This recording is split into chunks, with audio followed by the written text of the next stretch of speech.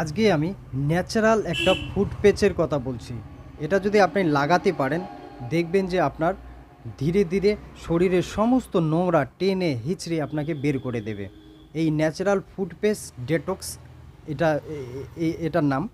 আপনাকে নিতে হবে কি, 1 ইঞ্চি আদা, 1 ইঞ্চি কাঁচা হলুদ, 3-4টা রসুনের কোয়া নেবেন, আর হচ্ছে 3-4টা লবঙ্গ নিয়ে এগুলো কী করবেন, হালকা কড়াইতে ভেজে নেন।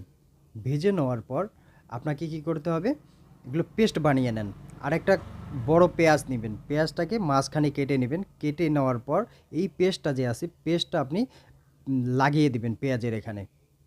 লাগিয়ে আপনার পায়ের তালুতে ভালো করে স্যালোটেপ দিয়ে রাত্রেবেলা শোবার সময় ভালো করে স্যালোটেপ দিয়ে আটকে রাখুন।